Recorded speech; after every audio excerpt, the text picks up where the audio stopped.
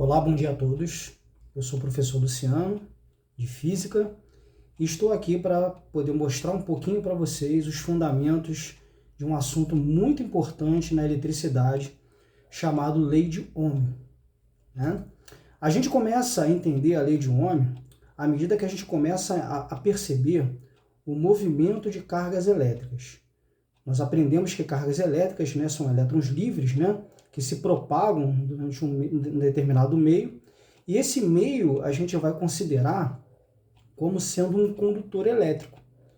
Esse condutor elétrico, ele vai ser um condutor metálico, de material metálico, em que ele vai ter a propriedade de conduzir elétrons.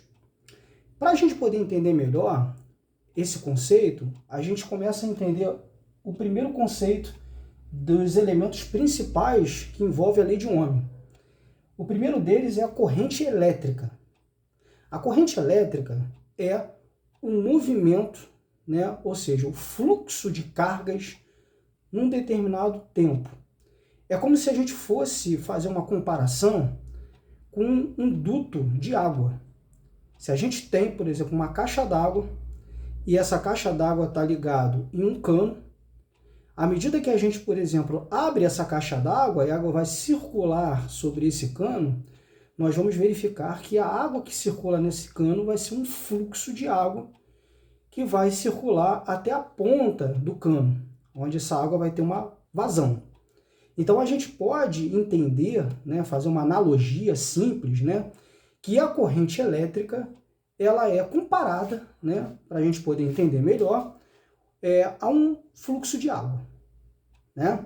A gente tem as cargas estão em movimentos desordenados, movimentos diversos, né, ao longo do condutor, provocando um efeito de um aquecimento, né? Essa é a consequência do movimento das cargas, né? As cargas vão se chocando uma com a outra, né, o tempo todo, e vai ao mesmo tempo sendo conduzidas, né, ou empurradas de um meio para outro, provocando um efeito do calor, que é o efeito Joule, né?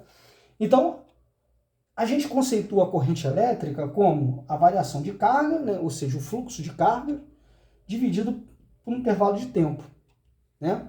Então, esse tempo, né, a gente vai usar, né, a unidade básica de segundos, né, mas a gente tem as unidades derivadas, que podem ser minutos e horas, né, para a gente poder entender melhor esse fluxo de cargas.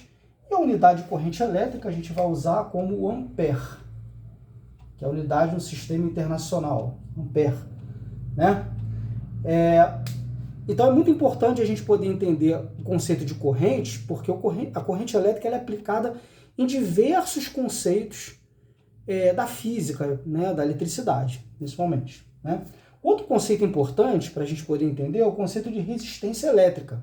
A resistência elétrica ela tem a unidade Ohm, que foi Simon Ohm que conceituou os conceitos iniciais da resistência, aonde ele denominou como a ideia de resistência como uma barreira, né, uma dificuldade aonde esse fluxo de elétrons vão passar.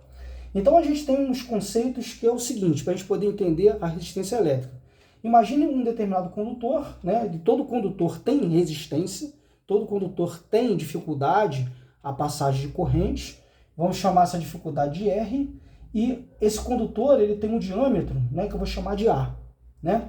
Vamos pegar uma primeira situação onde vamos dobrar esse comprimento e vamos manter o diâmetro constante, o diâmetro mesmo. A gente vai ver que a resistência elétrica ela vai dobrar. Ao passo que, se a gente for pegar esse condutor e manter ele com o mesmo comprimento e dobrarmos a seção, ou seja, dobrarmos o diâmetro dele, vamos ver que a resistência elétrica ela é dividida por 2. Então a gente chega à conclusão que a resistência elétrica ela é diretamente proporcional ao comprimento de um condutor e inversamente proporcional ao diâmetro ou à área de seção do condutor, né? Como isso aqui é um produto, né, esse produto está diretamente proporcional a uma constante. Essa constante do material, denominada constante de proporcionalidade, é ela que vai determinar o tipo de material que vai oferecer maior ou menor resistência elétrica, né? E aí, com esses conceitos, né, a gente pensa o seguinte: o que vai propagar o fluxo de cargas? É a tensão elétrica. Então, a tensão elétrica, pela lei de Ohm, ela é o produto da resistência vezes a corrente elétrica, né? A unidade de tensão elétrica é o volt. E a unidade de corrente, como a gente já falou, é o ohm, né?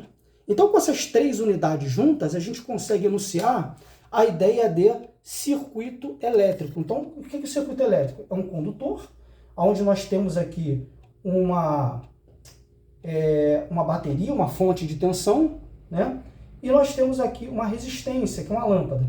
Se a gente for fazer uma experiência, né, que foi uma experiência feita, né, há muitos anos atrás, quando nós temos aqui uma interrupção de um circuito elétrico, né, que é onde vai circular a corrente elétrica, a corrente não circula porque não tem passagem. Quando eu fecho a chave, né, e essa bateria está ligada ao circuito, há um fluxo de corrente passando e que vai automaticamente acender essa lâmpada, né? O fato dessa lâmpada ser acesa vai me dar justamente o produto inicial da resistência elétrica. Então é isso que eu queria mostrar para vocês, né? Espero que vocês tenham entendido e agradeço a todos. Muito obrigado.